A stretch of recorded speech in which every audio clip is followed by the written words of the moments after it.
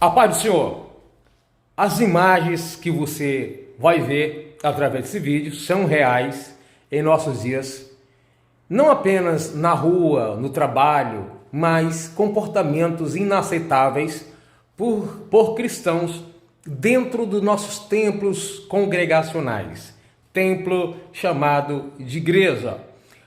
Então, fique aí a dica, peço a você que se inscreva no canal, compartilhe e envie para seus amigos. Vamos ver pela palavra de Deus como o cristão deve proceder. Assista até o final e compartilhe. Não tenha medo. Sigamos ao vídeo.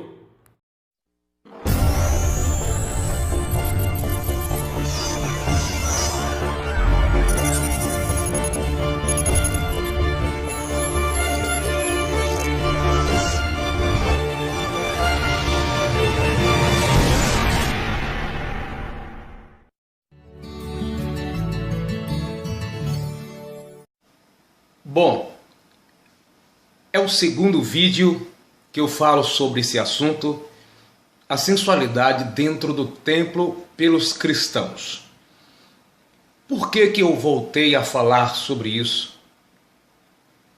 Muitos comentários no outro vídeo que eu gravei, que está aí no meu canal, Ministério Ampliando Fronteiras, Ailton Santana, muitos comentários eu li, foi analisado, e isso me trouxe à disposição de falar novamente sobre esse assunto, a segunda edição. Agora, o que eu quero falar com vocês é o seguinte: baseado naquilo que está sendo comentado, um vídeo mais visto no YouTube, na minha página, no meu canal, de interesse das pessoas aprenderem. E uma das coisas que me preocupou foi o seguinte: uma pessoa cristã disse que não tinha coragem de levar o seu esposo, que é muito bom para ela, levar o seu esposo à igreja para cultuar com ela, ele não é crente, por causa da vergonha que ela tem pela vestimenta que a igreja onde ela está, as mulheres se vestem. Bom, esta irmã não está sozinha, isso está geral. Pela graça de Deus, é me dada a oportunidade de, às vezes ir às igrejas, ministérios diferentes, pregar a palavra do Senhor. E essa queixa, essa reclamação, por causa disso, é muito crescente. E esta conduta que está se tornando vergonhoso na igreja evangélica, pessoas descrentes estão comentando no vídeo a respeito disso, as pessoas estão achando um absurdo. Está sendo em primeiro lugar esse tipo de defeito naquilo que se trata do visual, daquilo que é concreto. Se anda na rua, as pessoas estão ruins dentro do templo, não respeitam o lugar que está, não respeitam as pessoas, as crianças, os pastores nos púlpitos têm que ficar de cabeça levantada para cima, olhando para o teto, ou olhando para o chão, ou de olho fechado, naqueles lugares onde a igreja, as mulheres, casadas ou solteiras, não importa, se senta dirigida ou virada para o púlpito. Em algumas igrejas estão colocando um banco falso, porque já não dá mais para sentar virado para as mulheres, isso em sua maioria nas igrejas evangélicas. Então, isso é muito triste, porque nós falamos de santidade, de exemplo, e as pessoas gostariam que nós fôssemos, pelo menos, exemplos. Isso não quer dizer que eu sou mais salvo ou menos salvo, as pessoas que vestem com roupa comprida, porque tem gente que a roupa é comprida, mas vive com o coração sensual também. Sabemos que tem homens que não aguentam ver uma mulher, que ele fica levando para o outro lado. Mas o que acontece hoje está sendo considerado uma provocação. Mas de quem é a culpa? Primeiro começa isso na estrutura familiar. Pais que deveriam cuidar dessa situação, auxiliando ao seu pastor a cuidar dessa área, para não envergonhar o evangelho, e muitos pais até defendem a vestimenta que a sua esposa usa e que as filhas dele também usam. Quando chega na igreja, fica muito difícil para um pastor estar se intrometendo nessa área quando os pais não se incomodam com este comportamento. Segundo lugar, os pastores, muitos deles também têm uma parcela de culpa, porque eles dizem que não quer falar sobre isso porque é o Espírito Santo que faz a obra e que constrange muito quando fala sobre esse assunto. Mas isso não é verdade, sabe por quê? Porque o Espírito Santo também faz a obra, levando as pessoas a dizimar, ser ofertante, trabalhar, fazer várias outras coisas. E essas outras coisas nós temos a coragem de falar e combater. Por exemplo, falar de dinheiro numa igreja traz muito constrangimento de visitante, até mesmo para a comunidade local. Porque os pastores eles têm coragem de falar sobre isso. Não deveria deixar para o Espírito Santo fazer a obra, mas isso é conveniente a eles. Boa parte dos líderes, não todos, eles não falam até porque as próprias filhas são as primeiras a andar com roupa de meretrices ou de meretrício, mulheres que vivem na zona da prostituição. Porque o que nós estamos vendo é um comportamento muito parecido com aquele que antigamente só as prostitutas usavam. E a esposa usando, o que ele vai dizer? Sendo assim, é um assunto que não é de uso e costume, está a indecência fere a doutrina, não os usos e costumes da igreja.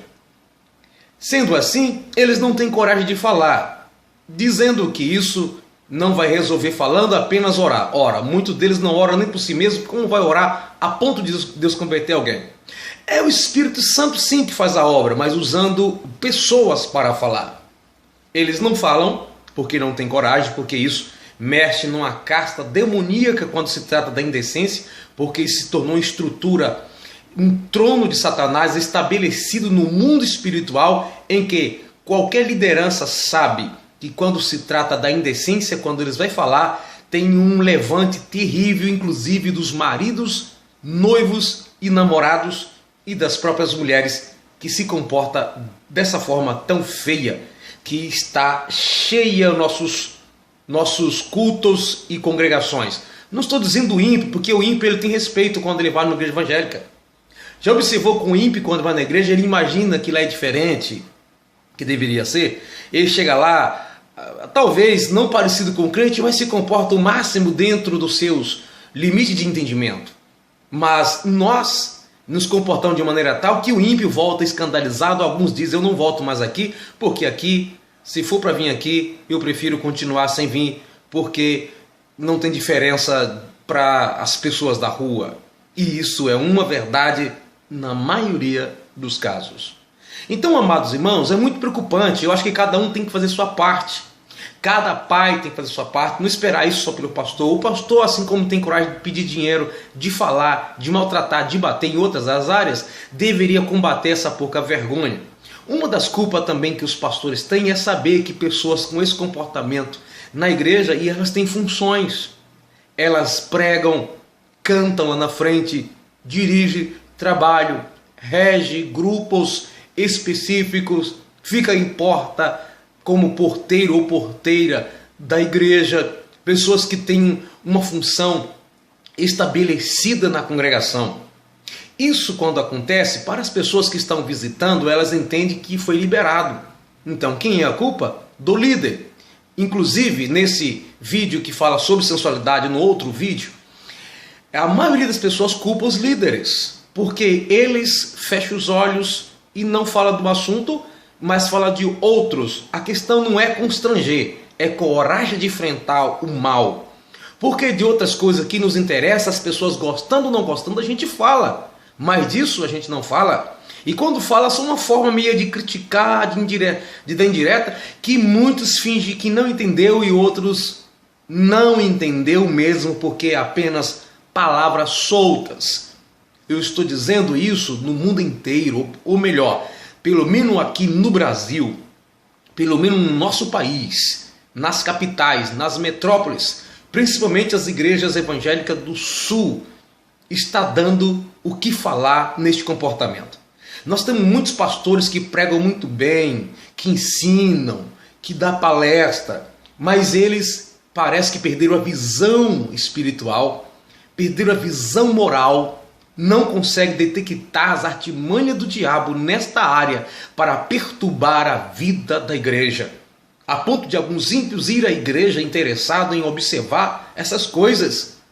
Antigamente alguns não gostariam de ir porque achavam que a igreja é muito quadrada, que a igreja quer dizer muito santa, tudo bem, às vezes a gente exagerava, mas hoje o exagero é a ponto de atrair os olhares de cristão. Há poucos dias eu vi no Facebook a filha de uma pastora dirigindo um trabalho, ministrando de mini short. Não estou dizendo de bermuda ou de um short, estou dizendo de mini. E esta mulher, ou seja, a pastora, defendeu a moça que estava na direção. Estou falando do que eu vi no Facebook, e chamando as pessoas de religiosa, enfim, de hipócrita, porque estava criticando aquele comportamento. Veja o nível que a gente chegou moral.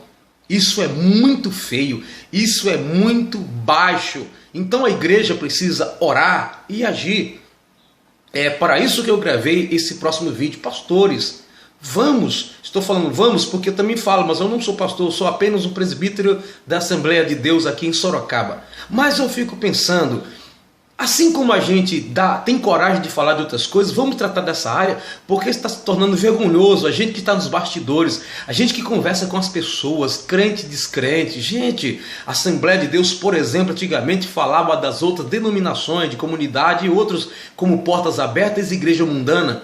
E hoje como é que nós estamos? A ponto de algumas pessoas das nossas igrejas, Assembleia de Deus, ir frequentar em outras igrejas e sofrer rejeição, aquelas igrejas que a gente chamava de mundana.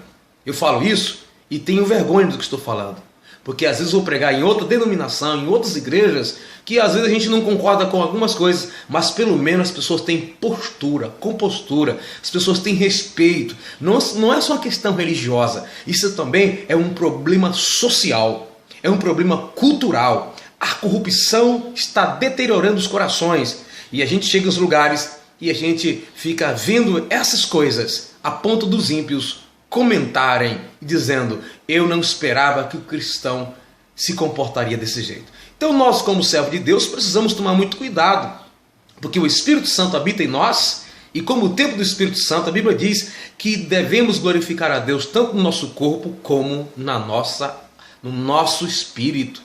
Nosso corpo e nosso espírito, os quais pertencem a Deus. Não é só espírito, nosso espírito, nosso lado espiritual, como nosso corpo. Primeira carta de Paulo aos Coríntios, capítulo 6, a partir do 19.